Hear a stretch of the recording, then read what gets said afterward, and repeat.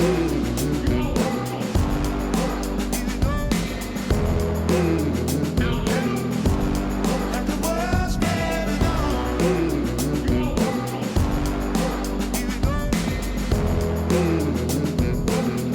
then, everybody, welcome to the Wedding Mavericks podcast with Lyndsey and Jules, a podcast for wedding photographers and videographers where we discuss all aspects of running a business, developing technical knowledge and skills, and pushing your creativity. This is another shorter episode, although who knows if it will be short or not. Hopefully it will be. Linked to pricing and the financial side of running a business. We're so passionate about this because if you don't think about the work you are putting in and what you're actually getting out at the end, then your photography or videography business really might be unsustainable. So, you know, we're actually today talking about what you actually get paid as a wedding photographer or videographer, based on some real kind of facts and figures. Yeah. So the last one we went through, the last episode, we went through costs and we went through them in probably a little bit more detail than I intended to, particularly talking about the equipment. And then we kind of, at the end, we had this figure of how much, you know, this amount will actually equate to. Yeah. In this episode, we're going to be doing it in a slightly different way because we're going to be basically saying how much do you earn per job and what does that equate to based on the hours you put into shooting each wedding / running your business in general. Yeah. That in its own right is one of the single biggest reasons why new startup businesses, small businesses and suppliers or businesses within our industry, why they sadly fail. They're not profitable because they're not covering their costs and they're not able to pay the owners of the business a living wage. So that could be you yourself. Well, if you're just doing if you're a single person business, you're running your own small business and it's just you, that's yourself, isn't it? You're the employee. Yeah. I mean, the product or the service that you're providing, it could be amazing. And the people delivering that service and running the business, they might be awesome. You know, they might be lovely, lovely people. But at the end of the day, if the business is not financially viable, then sadly, it's just not going to last. Yeah, and that's exactly, sorry, Lynn, that's all right. But that's exactly why, you know, if you're listening to this and you've come to it because you're thinking, well, I'm a wedding photographer or videographer, and I'm interested in hearing about wedding photography and videography, but these guys are just talking about money, and they're talking about finances and cost and what you charge. The reason we're covering this in these episodes, and the reason we're covering things like planning and setting goals, is because if you don't have these things in the foundation of your business, then it's not business. If we're just talking about, oh, well, I'm going to make a nice film or I'm going to take some lovely photos, we're just talking about something that you're doing, but you're not making a living out of it. Yeah. And it's so important to talk about this stuff because we feel so fortunate to be able to be here now recording this. And that's our job, or a part of our job, you know, and we'll be shooting weddings and we'll be editing and things, but it's a much more flexible lifestyle, but we work hard. Yeah. And we feel really fortunate about that. Yeah. But we won't be able to do it if we hadn't have managed our finances and got the foundations of the business right in the first place. That's right, yeah. Because it's almost like there are those, there's far more to it, don't get me wrong, but it's like there's those two elements to being a photographer or a videographer in the wedding industry. In order to be successful, without a doubt, your creative talents and the service that you're able to provide to your clients, without a doubt, you know, like we've just said, you know, can be an amazing product or service that you're supplying. You could be such a lovely individual, really, really nice individual that your clients can get on really well with. You can form a really good relationship. However, that's not going to last for you. That's not something in its own right that's sustainable. Because in addition to that, in addition to turning up and delivering then on the day, and then subsequently for the product that you'll produce for them, in the background, it's all those hats that we talked about in the last episode. It's all of those different aspects of running your business, because that's what you are doing. You are a creative individual, and you will love what you do, and you'll get lots of fulfillment out of that. Yeah. But that can't stand the test of time, unfortunately, if you don't have that understanding, or you don't feel confident in the day-to-day running of a business. Yeah, and we're talking about it because I've seen more people who struggle with this part than they do with shooting and editing and the creative side, because there is a lot of information out there in that area. There's lots of stuff on YouTube, lots of podcasts where they're talking about the more artsy side of things. Yeah, there are fewer that talk about business. And that doesn't mean we're just going to talk about business, but for now, this is an important topic to cover to get set up for the season ahead. Yeah, thank you. And like we've already discussed, in previous pricing podcast, which is where this began, 2 episodes ago for us. Everyone's personal and business circumstances are different. There's certainly no one size fits all. Yeah. Every wedding videography and photography business will need different levels of revenue to cover their costs and to pay its employees, even if that's just you, remember. Yep. The way that we will discuss this topic today then is to make some generalised and kind of safe assumptions about running a business, and we'll base it on a fairly kind of common average number of weddings per year. Yeah, I think we've used the 30 because that's kind of like whatever price point you're at or whatever your circumstances are, most people will be able to manage around 30. It might not be the optimum number you want to do. You might want to do more because you might want to earn more, and you might want to do less because you want to do other things, or you have personal circumstances which mean you could, you want to take on less than 30 weddings. But I think 30 is a fairly kind of average run-of-the-mill number. Yeah. Yeah. And so we're going to go through some figures again, as I said, and it could be that you're listening to this and you're thinking, well, actually, my costs are less than these figures that these guys are talking about. So again, please, kind of as we're listening, and Jules is kind of just going through some working examples for us, relate it then, liken it to your business then.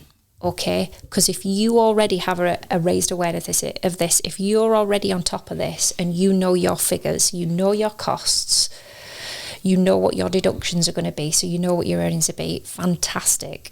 That's brilliant. So then still use this episode to kind of work through it with us, because, it could be that there's just a tiny little snippet of kind of learning that comes out of this for you. It could be that you listen to this and you think, oh no, wait a minute, that's not something that's not something that they've considered.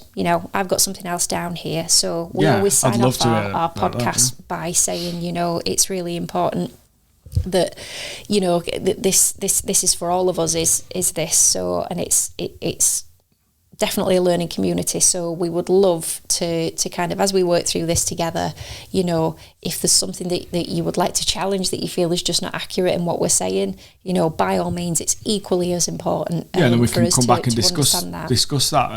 Like you said, something we haven't thought of or whatever. Yeah. Sorry, digressed again there. So I don't know. So in terms of cost then, so there'll be figures that we will go through.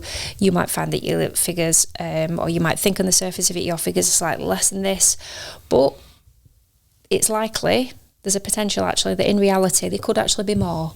We're also going to find variations amongst the listeners, because depending on how your business is set up and structured, for example, there could be sole traders, there could be small limited companies, private limited companies, as are we. And whether you're working from your own living room, on your sofa, which is also where Jules likes to work from, when we're not in here. We've got an office in the house, but I like the sofa. Or you have your own office or studio workspace, and then maybe also you're running vehicles through your business. All these different things, though, all these different variables, let's consider those as we kind of work through this. So then, just to reflect back just very briefly on the previous episode, so we know where we're coming from, we went through the potential costs associated with starting up and running your wedding photography and videography business. So we already know what is the minimum we need to be able to earn every year to keep the business afloat. And then we think about how we divide that either monthly or per wedding in order to be able to establish a project cost or a monthly running cost for this business. And that's what we're going to try and kind of knuckle down in on this particular episode. Yeah. So if you haven't listened to the other episode and you're thinking, well, I'd love to understand what they think the monthly running costs of a business are, what startup costs will be, and how, you know, that kind of equates to a monthly we don't think we actually gave it a monthly figure. We gave it a per project, per wedding cost figure.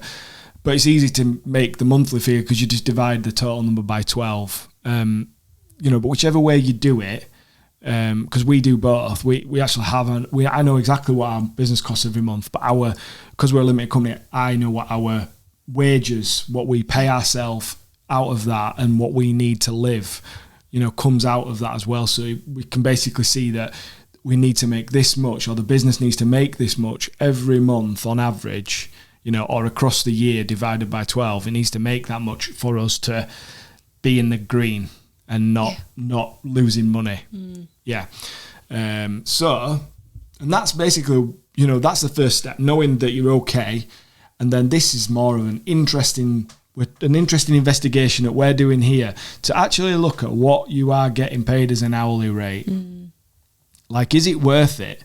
Depending on what you're charging, is it worth it compared to whatever other job you've just come from, or whatever other job you've done in the past, or what you could be doing with your time, and maybe that helps you to understand A, what you should be charging, or B, is this really a profitable business for you? That's the idea. Maybe this is something you do on the side, or because you love it, it's a hobby, you like photography, whatever, but it's not going to be a business for you because you can't make it work the way that you need to make it work for it to be a good job. Yeah. So to work out what we're paying ourselves, I've created like a spreadsheet to input what we charge for weddings minus our costs and divide the number of hours we spend on the wedding, and that gives us a ballpark hourly rate. This is by no means like definitive, and it's by no means sort of uber scientific and mathematic. It's something just I like. I used to do data analysis, so even though these spreadsheets aren't very complicated and they're not very well presented because I've just knocked them up quickly, essentially I like playing with numbers and I like playing with data. Like, I love data. When it comes to this, or when it comes to like looking at your statistics for how many people you're booking from different like lead sources, I love all that, and I think it's really important stuff to know. To me, data is like one of the most important things when it comes to business, because if you understand the data, you know where the opportunities are, you know where things are failing, and you can change things. You can use your opportunities and you can sort out your failures. So an hourly rate's a good figure to use because it can be directly compared to any other job. Like a wage slip, if you've had other jobs, a wage slip usually has a typical hourly rate on it. It's usually listed somewhere on there. Most jobs are either advertised using an hourly rate or a salary and weekly contracted hours. So if you know what salary you're on, if you're on £12,000 a year, you know, and you contracted X amount of hours, you can work out, you know, this much a month, and if I do this many hours a month, that's the hourly rate. So an hourly rate is a standard thing across work. You know, when we start taking into consideration bonus structures and things like that, which you might get in more executive jobs. So first we need to understand our costs. We've covered that in the previous one, so give it a listen if you haven't already. Hopefully you've written down your costs. Hopefully if you've listened to the last one, you've written down your costs and you kind of know what your costs are now. And that you can kind of follow through this process and potentially do your own kind of work out your own figures here. So in the first year of business, you're going to have spent more than you'll usually spend. These setup costs could be fairly low if we went through the bare bones of stuff, but you're still going to be quite an investment. And then, like, over the first, I would say, 3 to 5 years, your equipment purchases and upgrades are going to be fairly regular. You know, you're finding your feet, you're trying stuff out, you're getting to a point where you know what works, you're confident in doing your job, and you like the way that you're doing it. And hopefully you've kind of got over that shiny toy syndrome thing that I've had. You know, ooh, this looks like a cool piece of equipment. I mean, there's a slider down by Lyndsey's feet that I basically bought before we even started. Like, my first wedding, I bought a bloody slider. Right, if anyone don't know what that is, you basically put your camera on it. It's for video. You put your camera on it and it slides from side to side, and you can get these nice motion shots. So, like, the cool thing at the time, this is like 5-6 years ago, was to put your camera on the slider, and it was like you'd hide it behind a tree or like another object or something. You'd slide out to reveal like the venue or something. Oh my God, right? Used it. Like, bought it, used it a couple of times, realised it was a right pain in the ass to set up. Took ages to get one shot that really wasn't making the film at all. Then drones came out and everybody was doing drone shots, so it was like sliders in bin. So, yeah. Or a footrest. Or a footrest. So there's a couple of £100 that just, what a waste of money. And that kind of happens a lot, doesn't it? It does, unfortunately, and that's why I guess really in the beginning, when you're first starting out, things are kind of off balance a little bit in that respect, because you sliding off balance. Because you need to spend, you know, possibly the most amount of money at that point, but you're probably charging quite a low price for your services at that stage as well. So it's the worst of both worlds. So in those first few years, when you actually look back at what you earned personally from all of that hard work, you might actually realise it's nowhere near minimum wage. Yeah. And that's why we're doing this. Yeah, that's why we're kind of explaining this, because if you are in that first few years and you haven't thought about things in this way, you know, you will fall into this trap potentially. Yeah. But I think that then actually is probably one of the key reasons why so many people come into this industry, this profession then, photography and videography, as a startup whilst they're still employed in another job. Because that's the thing that is still paying your monthly bills, your personal living expenses, and the lifestyle that you've become accustomed to, if you like, or that you have been enjoying. That's the thing, it is still paying for those bills. And then shooting weddings on a weekend, building up your portfolio, using the money that you are earning from that to then invest back into the business, kind of with this safety net almost of knowing that at that point you don't need the money that you are generating from providing that wedding photography or videography. But then that's where things start to kind of, these amounts get skewed in people's minds, because people are charging and then paying for wedding photo and video because this group of people don't need to live from their businesses, if that makes sense. They can charge. Like, there are people charging less to get that work, and it doesn't matter to them what they're charging. That when you know those people have still got a job, it doesn't matter to them what they're charging in particular, because if they've already got the bills covered, it's just spare money. That's it. So, it's not the livelihoods at that point, and that's why it's really easy. So back in the last episode when you were talking about, please don't lose sight or quickly understand that in terms of what you are charging, you've got your equipment to think about, all the other costs associated with running your business, but your deductions as well. And that's where, if we're thinking of that scenario where you still have paid employment, but you're doing this on the side, it'd be so easy, and especially if you haven't separated that income. So if it's all going into the same pot, all into the same bank account, it would be so easy to fall into the trap of thinking, that's spare money for me. Yeah. That's all profit for me, and I can just, that's extra spendo. So that's a new car this year, or that's a new holiday. And without recognising there that there's a huge difference. Difference. Okay, so let's have a little bit look at these figures. Yes. Jules, then today. Thank you. So if we go back to the cost analysis we did in the previous episode, we can work out like an estimated yearly cost based on what we know we will spend. And that's talking about the spend within the business.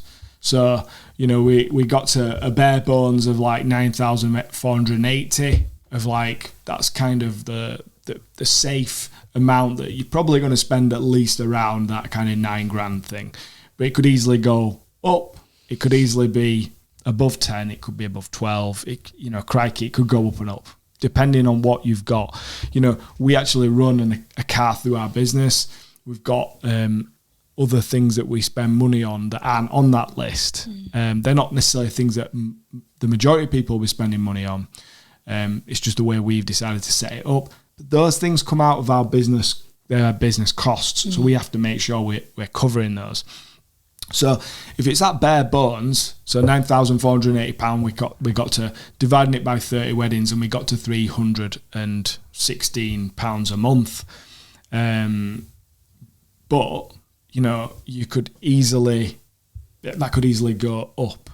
So if we kind of give you a bit of a contrast, if your first year you put the setup costs in there, and you do a bit of a push on the marketing, so you're spending more on your marketing, let's say 2,400 quid instead of 1,200 quid, and then like you've got your $6,000 or whatever to start with, to put your to buy all your equipment.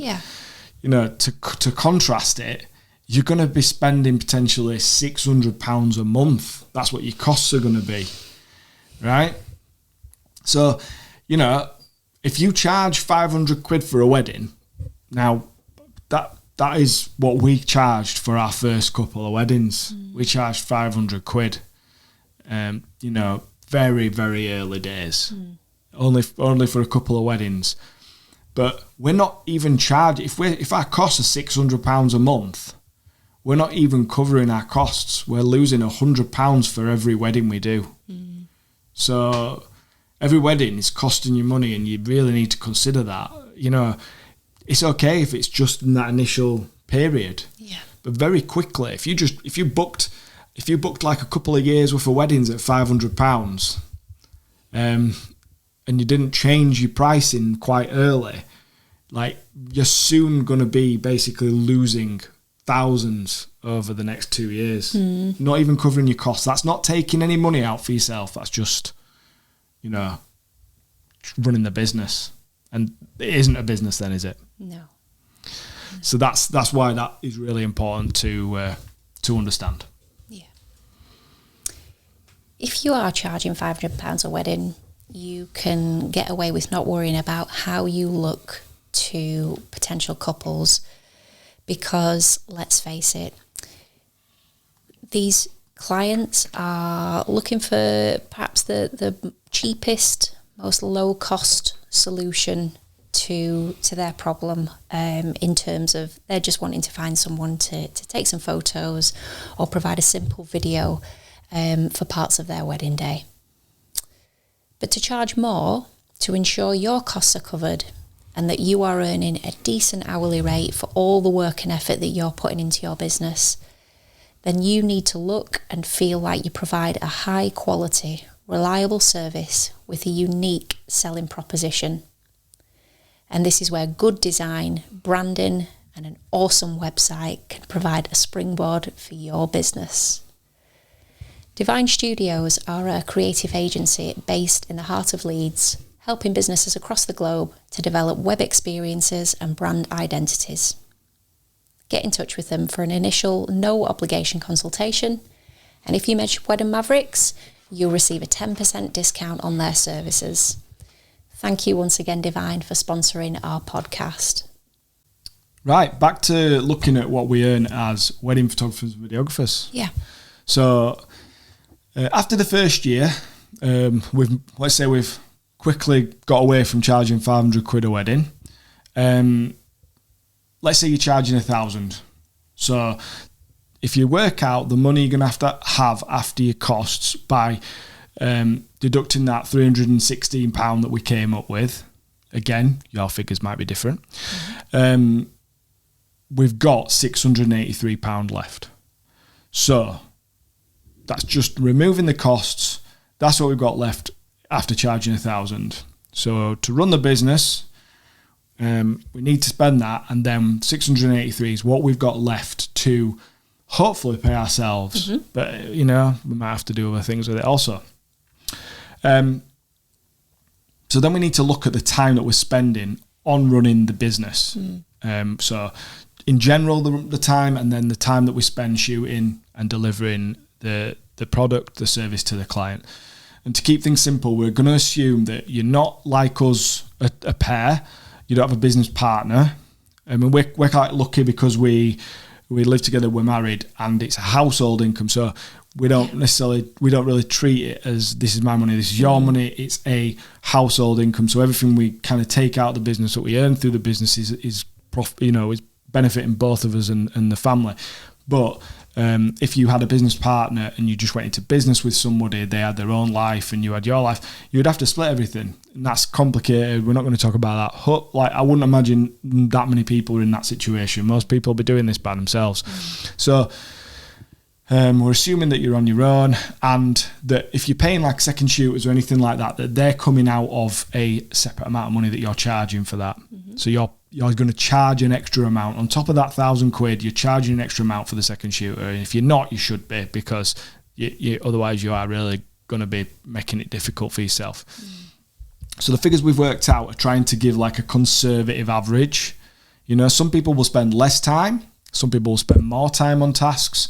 I would say that particularly when you start out, everything takes you longer than it does once you get established. You become more efficient, you understand things better, you learn how to do things. When you're starting out, all it's new, it's going to take you longer. So you're going to spend more time. So we talked about how you spend more money on stuff when you first start out, you charge less, you also take more time on things. So really, when that first couple of years, you really are kind of in a. This is why most businesses fail, because it's so hard. You're charging less, you're having to spend more to get going, and everything takes you so much longer. Yeah, and imagine if you are one of those people who you're in the transition phase, so you still got a job, you're still employed elsewhere, and then you take the leap. I reckon that's we half did that, didn't we? Yeah. And yeah, it was difficult.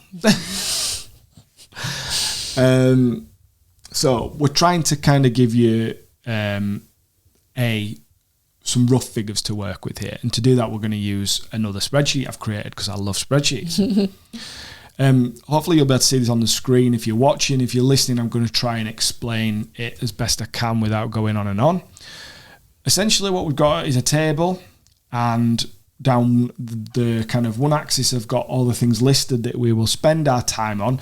Again, there might be things that you spend your time on that we hadn't thought of. You might not spend your time on some of these things. I don't see how, because I've tried to think of what the basic stuff you need to do is, but and the amount of time you spend on those things may be different. What I've tried to do when I've made this table is to choose kind of like a ballpark average. I reckon it would take this long for most people. I'm not saying it could take you a lot longer, and some people might be like super efficient and it takes them half of the time of what we've put down. So this is just like to help work this out. Yeah. So then next to each thing, we've got the number of hours. So some of this will be per job, and then there'll be some stuff that's per kind of business year, if you like. So let's start off with the per wedding stuff. Okay. Right. An initial consultation and admin to book a wedding, I've put down 2 hours. Do you think that's probably fair? I think if you think about now whether you're doing Zoom chat, Zoom consultations, in face to face. We're going into the face. Face to face. Lyndsey, when we first started, Lyndsey loved the face to face. She was driving all over the bloody place. Honestly, she drove all over. She'd drive kind of like an hour and a half to go meet someone. I'd be like, oh God, just do it on the phone. And this is before Zoom and things were a big deal. So people didn't like video calls back then. They wanted to see you in person. I was just trying to go above the extra mile. The extra mile. Boom. You were going the extra mile, extra 50 miles. So yeah, I think that's fair. Well, if you're driving all over Yorkshire, you're going to spend more than 2 hours, aren't you? But like, let's say now, we've had calls where you could wrap it up in 10 minutes, done and dusted, they're booked, or I've had consultations where it's gone on for like an hour, 2 hours. But if you kind of look at all the time you spend in kind of sending emails and answering questions that they may have via email, setting up your consultations, I think 2 hours, it probably doesn't take that long with every client, but some will take a bit longer. So if you look at that as 2 hours is about an average time across the board. Pre-wedding admin, planning, pre-wedding call, preparing equipment. So again, that's a completely different kind of, they're all different tasks. But, if you don't have your equipment all ready to go, and because you've done like several weddings on the bounce and you've just left everything in your bag and taken out the batteries and SD cards, if you kind of like have to prepare stuff, it's going to take you quite a bit of time to do that. I know that when I first do my bags, I'll probably spend 2 or 3 hours on making sure, and like, then, maybe cleaning lenses, cleaning sensors, all sorts of things.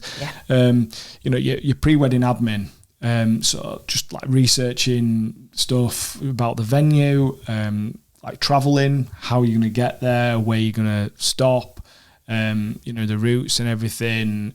You're looking at the questionnaires, perhaps if you use questionnaires for your couples, you're looking at what information they've shared with you about what things they would like to see out of the film or photography for that day, likes, dislikes, people that are important, all that, kind of digest all that before the wedding shot lists for the photos. The pre-wedding call, like I'd say a lot of those are half an hour, an hour. I've had some where they've gone on for like over 2 hours, and even I'd lost my voice at that point. I like to ramble on and stuff, but my bladder was full and I was fainting. And then so I've put 4 hours for all that stuff, and that might not be one concentrated thing. That might be like half an hour here and there over the course of months, because you're going to be sending emails and all sorts. So 4 hours. Wedding day, including travel. Right, so 14 hours I've put. Now, I've been conservative, if I'm being honest, because I would say that most of our wedding days are 15 hours plus. But if it's only an hour away and it's a sort of standard 11, 12-hour day, because you've got to consider that you've got to pack the car in the morning, you've got to unpack it when you get home and stuff. So all this stuff, even though it might only take 10 minutes, 20 minutes, it is all relevant to your time. You're at work and you're spending time at work. The minute you get out of your shower and you put your clothes on, to me, it's the working day. It's not a standard day anymore. You've got to be somewhere. I would say most of our weddings are at least an hour's travel. It's very rare that we get one that's less than an hour these days. The majority of them are an hour and a half to 2 hours, and if we go beyond 2 hours, we'll usually stay over. So therefore, you've got to also incorporate that stay over. They're working hours. So if you have to travel and stop over at, let's say, 5 to 10 of your weddings every year, right, then you're adding in an extra however many hours, you know, all right, you'd be asleep at home, so let's not add that in. But if you kind of think about the travel, and then you've got to be there in the evening, so you're not able to do anything else, you're not able to enjoy the time at home with your kids, you've got to include that. So travel, all that sort of thing. Yeah. Downloading and organising data. I've put 2 hours. You know, the way I look at that is I come home and I'm going to download all the cards. Now, it's different for photographers. It's a little bit of a quicker process, but certainly if you're doing video, it's going to take you, depending how you download and stuff, it's going to take you potentially more than an hour to download all of the footage onto your drives. And you need to make sure that it's all backed up, so you've got more than one copy of it, and that you've got the files organised, ready to go. You may move files around, you may put them on editing drives. All of this time spent, even if you aren't physically doing an awful lot, you've got to add this time up. Editing and creating the final product, including potential re-edits. Now, fortunately, we don't get many re-edits, or any. I don't think we've ever had any re-edits. People might ask for something extra occasionally, but I know some people talk about how couples have wanted to change this and change that, and that's a re-edit. If we're kind of looking at the editing time, we're talking about the process of sitting down, trying to figure out what you're going to do, and get into the process where you have exported it. It will be different for photographers than it will for videographers. As we're doing both, we can actually appreciate it from both sides. Yeah. But we've put down 24 hours, you know, to include like all stages of that editing process. Yes, some people will be able to do it in half of that easily. The way I've tried to also think about this is like 24 hours. If we think about a day as 8 hours, and the reason to take 8 hours is because that is like what typically people think of as a working day. Me and Lyndsey might think of it as 10 to 12 hours because of our previous career, but across the board, 8 hours is kind of like what is thought of as a working day. So 3 days to do an edit. Well, I know when I first started, I spent 2 weeks on first few wedding films. Yeah.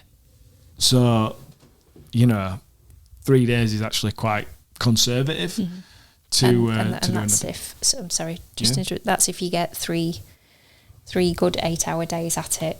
Exactly. Otherwise, you know, it's spread out. Yeah, if you're working in between school hours, school drop-offs, for instance, or you're managing this around and you know, other employment that you've already got.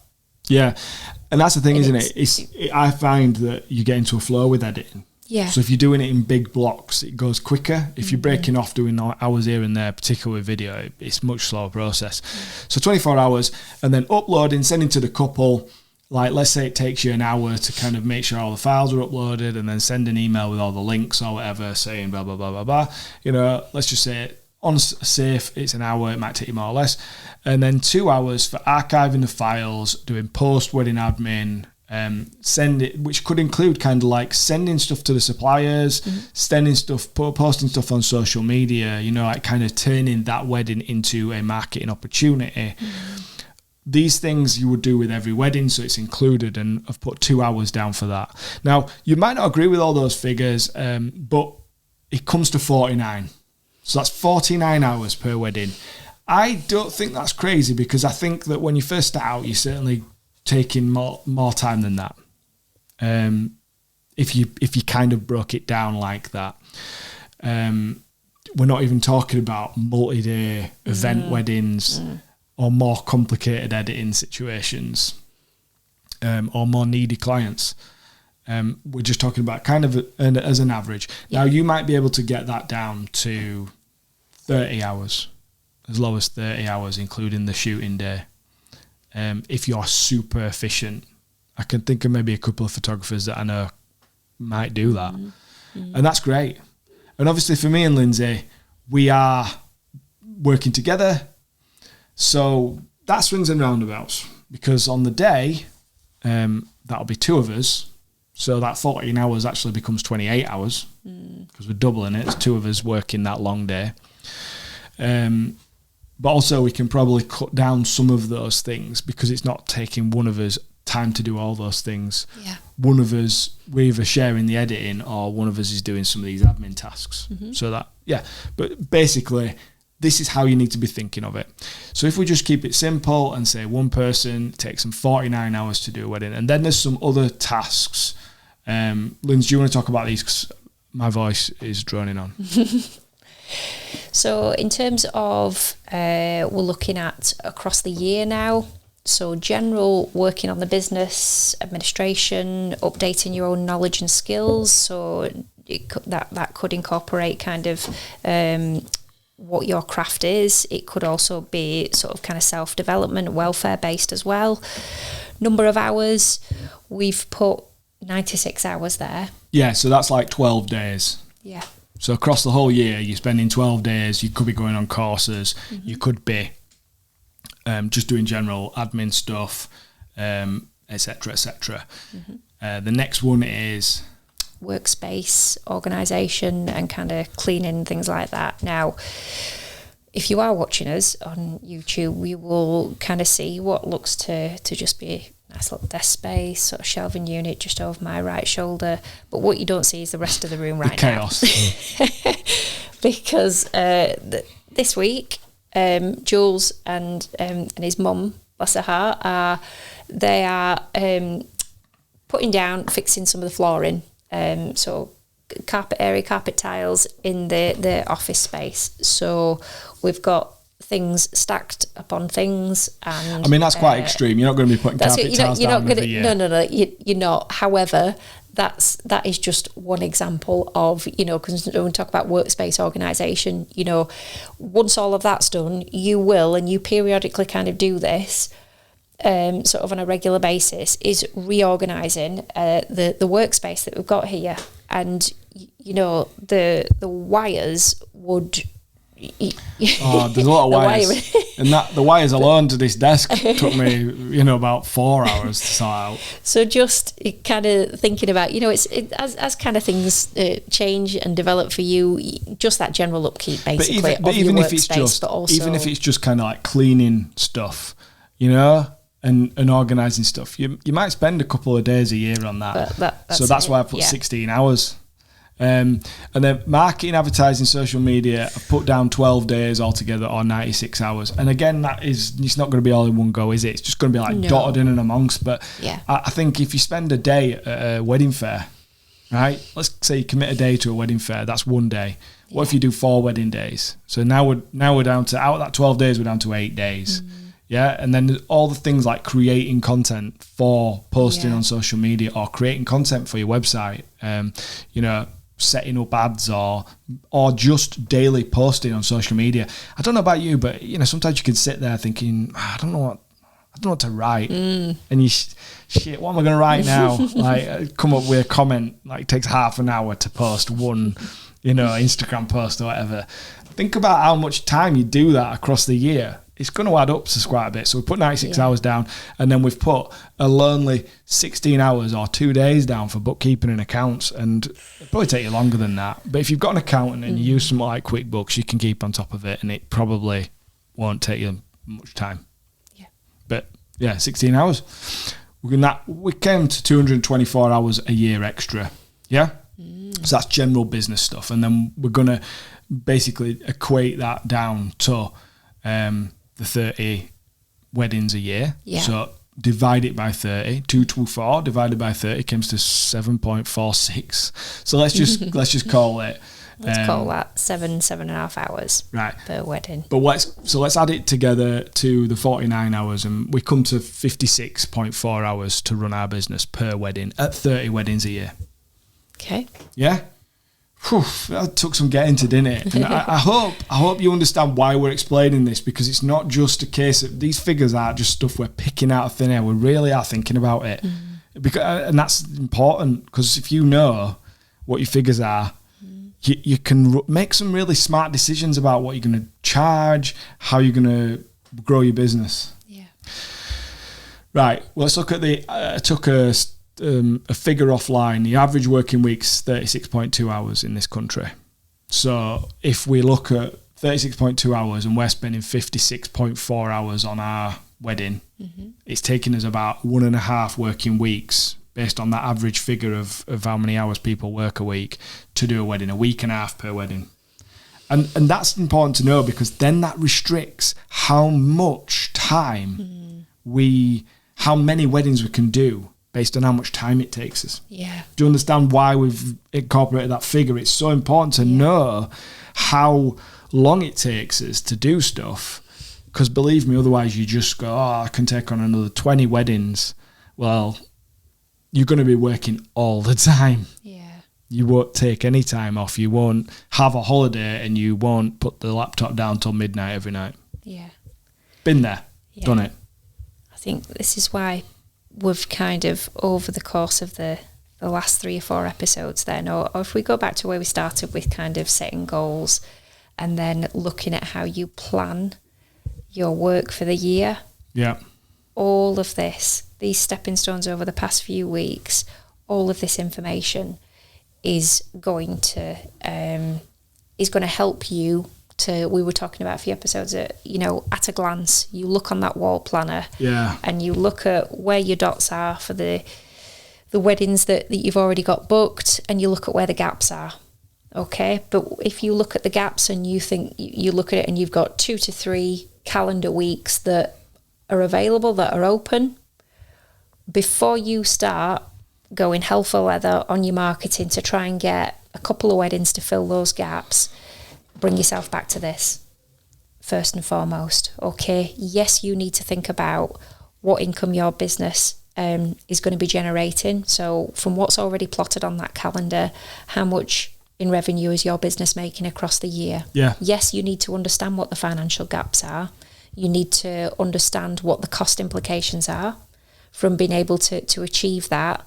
But here is a fantastic perspective from looking at the time. Yeah. How much per wedding then? So if I want to get myself another handful of weddings, I can see a gap on the calendar. I want to get myself another handful of weddings on there. I need to understand per wedding what that's going to cost me in time also. Because realistically, just because that gap visually, when I look at it, shows me 2 or 3 weeks that are free, well, what have I got going on either side of that? How many 56.4 hour chunks have I got going on at either side of that? Yeah. Am I going to need that 2 to 3 weeks just to get on top of what's come before, to kind of rest and recuperate before what comes after? It's that, I think that's fab. Is that due to for someone just to have that number in their head and understand that when they're thinking about how long that wedding?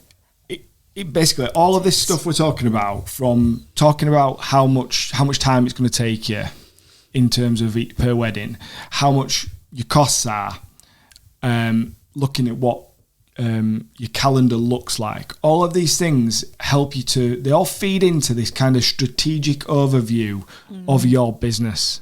Now, again, we first started using the word strategic, and that sounds like a kind of weird word to be using in relation to something like a wedding photography, videography business. But you really do need to, if you want to grow it and you want it to be sustainable and successful, and you don't want to be working your ass off all of the time for not very much reward, because you can work your ass off, but you should be getting rewarded for it. Or you want a kind of more laid back life, and you know that you can afford that. And if you know these things, if you filter all these things into each other, you can make some really, really smart decisions. And you need to make them in advance, because people are booking. We had a bloody inquiry for 2025 yes, a couple of days ago, didn't we? Yeah. And it's like 2025. That sounds like there should be spaceships, flying past his house and hovering cars and all sorts. Like, I can't think about 2025, but people are trying to book weddings. So you need to know what you're going to charge down the line and not hate your life. I think, do you know what as well? Just as we're kind of getting to the conclusion of this one, it's worth thinking about. So you've just worked out for us what a wedding kind of equates to in terms of the hours you invest into it. What we also need to consider is the fact that we don't get paid holidays. No. In that. if you're ill, there's no sick pay. So with the amount of money that you've earned, we need to manage that money in a way whereby we don't just see it as money in the bank, which is what we've been saying this throughout. It's not just there for us to be able to spend willy-nilly, particularly, and I'll just emphasize again, for those people that are in that position whereby they are employed currently, and they're perhaps transitioning over to a place where eventually their wedding videography, photography business will be their self-employment. But for the time being, it's that comfort blanket of thinking, well, I've got my wages, and this extra money, that's a bonus. But as soon as you leave that full-time job, you ain't got that, and you're paying for your holiday pay, and you're paying if you're not able to work. You've got to have something there to cover that, etc., etc. The last thing, the big question was, what are you actually getting paid per hour? So that is the last thing we're going to just go through very quickly. So let's say we are charging £1,000, okay, and after costs, that means we're earning 683. We've already talked about these figures. And then what we're doing is we're working 56.4 hours for that money. That's what these are the figures we've worked out. And what that equates to, if you break it down by hourly rate, it comes down to £12.13 an hour. So that might sound okay, because I don't think £12.13 an hour, considering I think my first ever job I was getting paid £2 an hour or £2.50 an hour or something. This is a long time ago. When slave labour and child labour was a thing. I enjoyed my first job, don't worry. But, £12.13 an hour, it doesn't sound too bad. But if you think about it, it's only a couple of pounds more than the national living wage. And in reality, you won't earn that in the first year because of all the startup costs we talked about. So if you actually then work that out with, much larger costs, it actually brings you to around £7 an hour that you'll be working for based on those calculations. And if you're doing this for £7 an hour, for your first year or two, that's well below the minimum wage, by the way, in the UK. Yeah. And you're not really going to be able to, I don't see how, if you're earning £7 an hour, if you're not living with your parents still, if you've got bills to pay, a house to pay for, things like that, I don't see how you can do it on £7 a night. It'd be very difficult. No. So you really do need to think about these things. And if you're charging that much and you're doing this many weddings, that's the reality of how much you pay. Yes, you can work more hours, you can do more weddings to compensate for all these things. That's not what we're discussing. What we're trying to point out is how little you're actually going to make per hour if you don't get your pricing right, because it's going to take you this much time to do stuff. Let's look at it in a slightly different way. If you are charging £2,500 and you've got your £316 costs and you're doing 56.4 hours, then your hourly rate is like 38 quid, which is great. And that is what you really want to be striving towards.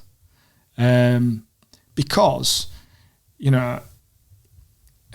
it's more complicated than just having a job, is running your own business. Yeah. So what we're saying is it's really important to get established and then raise your prices to a sustainable amount at the earliest opportunity. Because you want to increase that hourly rate that you're earning and ensure your business is sustainable past the first couple of years. That's the hardest part. Like we said, you're going to spend more money in lots of things. It's probably going to take you more time in those first couple of years. So the longer you spend at that lower amount, the harder you're making it for yourself. You need to kind of want to keep capturing the weddings because it's actually financially worth it to you.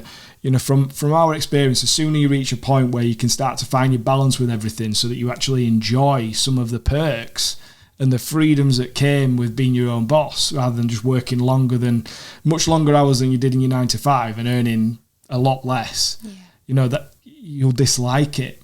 To add a bit of a personal insight into it, this is our 5th year in business.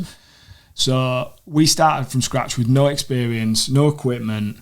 And we've had an 18 months of earning very little because of the pandemic during that 5 years. So we're just at this moment in time starting to reach that balance, a nice setup for our business, aren't we? And in this time, we've realised just how much effort it takes and how hard you have to work, long hours, how much responsibility it has, and how much of a broad range of knowledge and skills you need. Think about it. You're covering someone's wedding. It's really important. Yeah. So, like our viewers, you need to be charging at least sort of £1,500 or above as soon as possible, because otherwise you're just going to be earning minimum wage, and you're running your own business with all the effort that's going to take, the responsibility that's going to take. You're trying to deliver this high quality service for a really important day for clients that are. Yeah.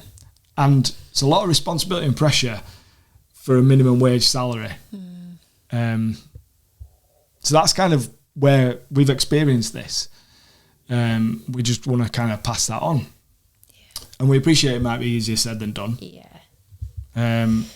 We know firsthand the worry that charging more has, because you're thinking, well, I'm not as established, I've got less experience than those people, how can I charge as much? That's very daunting. You feel like people won't pay it and you won't be able to book any weddings. But honestly, if you're competent as a photographer or videographer, you'll be able to book jobs, at that £1,500 area. You just will. Lots of people we know have done it, and we've managed to do it. And, that's just trying to give you some confidence in that. And again, this way you won't be booking things that are 2 years in advance for like a low price and get to the day feeling frustrated. You're getting paid so little for what you're actually doing, because 2 years down the line you'll be much better at what you're doing, and you will be charging higher prices going forward, and you'll be worrying about how your business is going to sustain when these people are paying you such a low amount, but you've already agreed it. You agreed it 2 years ago. And these people are now getting a bargain, and you're in a real position because you're like, I don't know if I can keep this business going because I've not got enough money coming in. And you want to have a sustainable business that gives you an amount to have a meaningful life. That's kind of the goal, isn't it? That's it. That is it. I mean, there's a danger with this of it just becoming quite a boring, kind of laborious thing that we've talked about. We're in our 3rd episode, kind of, but I hope that people can kind of see the sort of journey that we've gone on with these 3 episodes in where we went from pricing, first of all, just as you said at the beginning, understanding how to price your products, understanding what your worth is, understanding the costs that the outgoing costs that you're going to have from your business. And then in this one, you've really brought it down to thinking about what your hourly rate is and stress the importance of that. And you might well be sat there listening to us thinking, all right, 3 episodes later, what on earth has this got to do with me just taking some really cool pictures or making some nice cinematic wedding films? Well, it could be everything. It's huge, without a doubt. I mentioned before, in terms of understanding why a business will be successful, why it will fail. There's the creative element to it. There's all your skills and your talent when it comes to producing those films and photographs. And like we said, you could be a nice, relatable person, but it's the running of your business. It's what's going on behind the scenes, and you having this deep understanding for the ins and outs of your business and what you are earning and what you need to pay for, that help you to understand how to make it sustainable then. And that's why we have spent so much time discussing this, because it is everything, as we say. It really if you want to do things that just are as a hobby for you, then that's great. Absolutely. You know, you do that. You forget everything that we've kind of been talking on, because, you know, you will have another way of earning an income then if it's purely just hobby based for you. So that's terrific. But if you are one of the people then just like us, whereby this is your livelihood now, this is how you earn an income for yourself, your partner, your family, it could be.